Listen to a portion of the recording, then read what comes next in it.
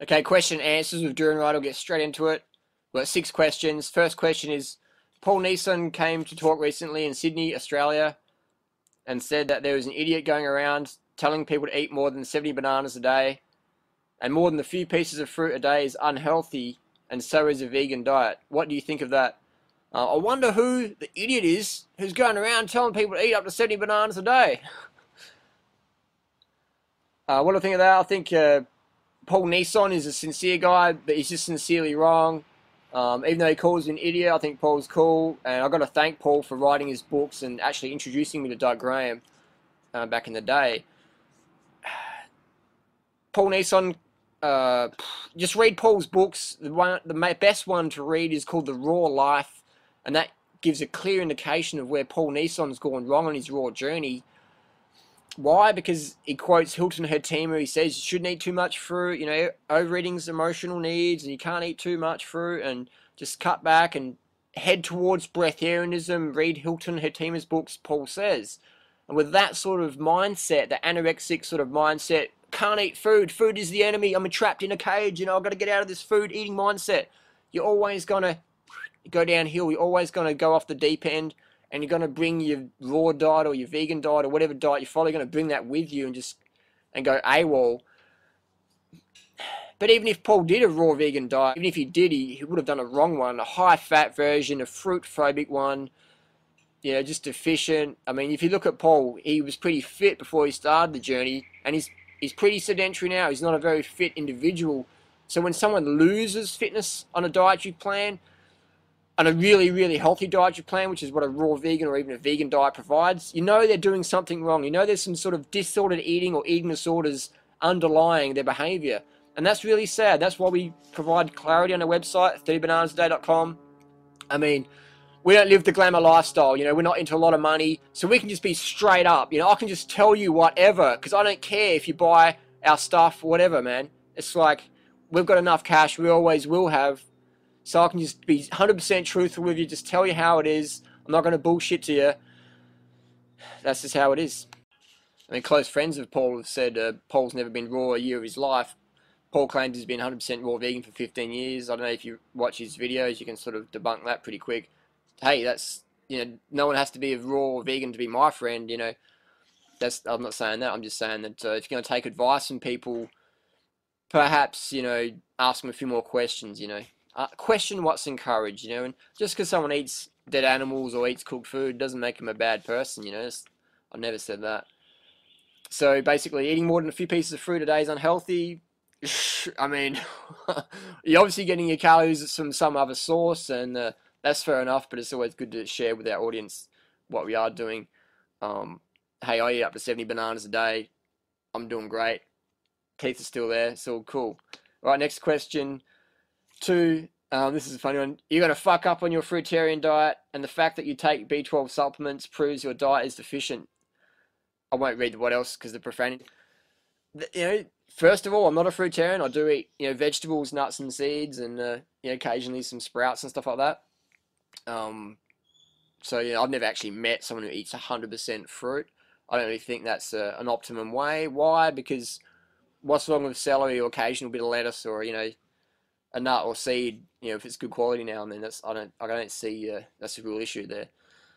So I think when someone goes fruitarian for purity reasons, then they're always going to undereat. They're going to like get all airy fairy and you know, just go off the deep end, and that's not really fun to see, as I've seen it happen to some of my, you know, fruit buddies. You take B12 subs because that proves your diet is deficient. Well, how can I answer that one? I mean, that's just like, I mean, I've been reading this book, the Anabolic Reference Guide, because I just love reading about sports drugs, you know, being an elite cyclist, and just, there's guys in here that talk about steroids and stuff and how to do them properly. They talk about the importance of doing 4,000 micrograms of B12 a week. 4,000 micrograms, that's massive.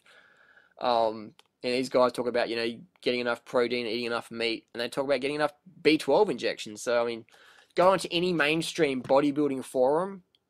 I'm not talking vegan bodybuilding forum. I'm talking like a mainstream redneck, eat your meat, drink your eggs and egg whites and all that stuff, bodybuilding forum, and type in B12 injections.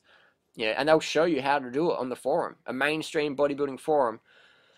I talk to my doctor friends, my nurse friends, and ask them, do you only test for B12 because of vegans? And they're like, that makes up a minority group.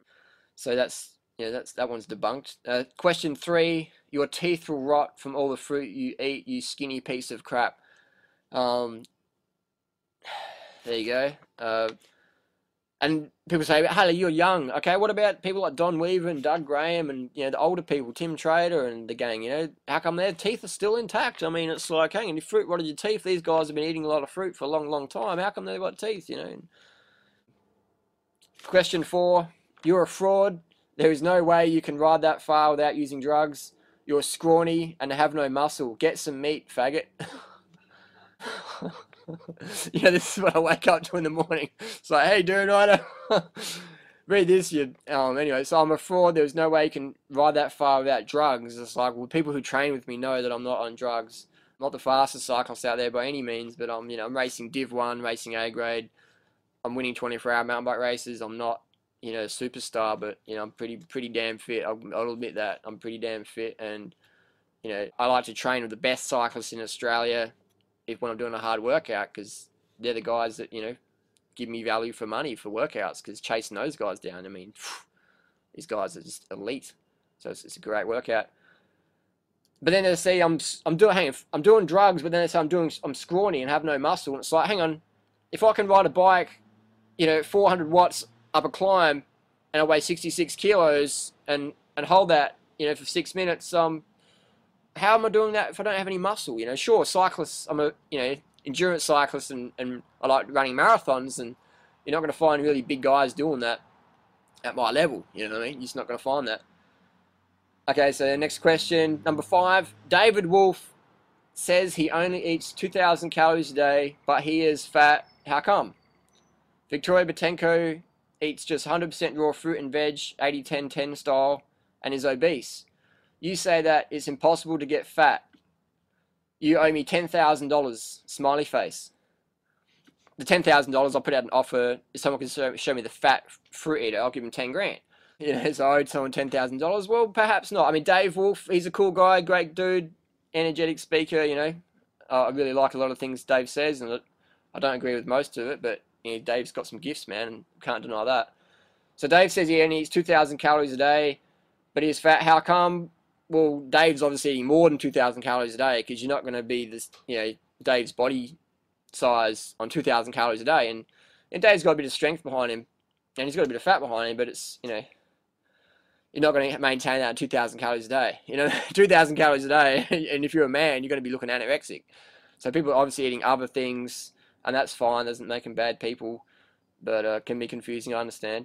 So Victoria Botenko, why is she obese? Just eats 100% raw fruits and vegetables. Well, Victoria's a lovely soul. Definitely helped me a lot in my journey. But I'm going to be honest with you, you're not going to maintain that weight eating just fruits and vegetables and nothing else. Doesn't even matter if you're eating cooked potatoes or rice. You're still not going to maintain that size. That's so. Yeah, well, I think I'll leave it there. Question 6: what is better, a high-fat raw diet or a low-fat cooked vegan diet? That's what I've written. What is better? I mean, is that a long-term question, or is that in the moment? Long-term, definitely going to be better on a low-fat cooked vegan diet than a high-fat, raw diet. Why? Because you're going to have less fat in your blood. You're going to get more carbohydrates to your brain. You're going to have better glycogen reserves. But in the moment, yeah, you just have a high-fat diet, for an afternoon or something, that's okay. But when you're doing it day in, day out, then you might survive out of discipline, but eventually you'll hit a wall and you just be not feeling the best. So I recommend, definitely a low-fat cooked vegan diet any day versus, a long-term high-fat raw diet. And that's what we see. People go on this raw food thing and they just, cut back on the fruit, get hungry, and just eat heaps of nuts. And nuts are fine. The seeds are great, perfect. But when you're trying to eat them, as your main calorie source, that's when the problems start. If raw's not our goal, that's great. Eat enough rice, pasta, beans, millet, quinoa, barley, all those, whole food, vegan carbohydrate sources, man. Get enough of them in you. Whatever diet you're going to follow, get your carbs in, man. Because once you cut your carbs, doesn't matter what diet you follow, what guru you follow, what your religion, blood type, all that stuff, you're gonna go, you're going to flop, and you're going to get hungry and eat less than optimum foods.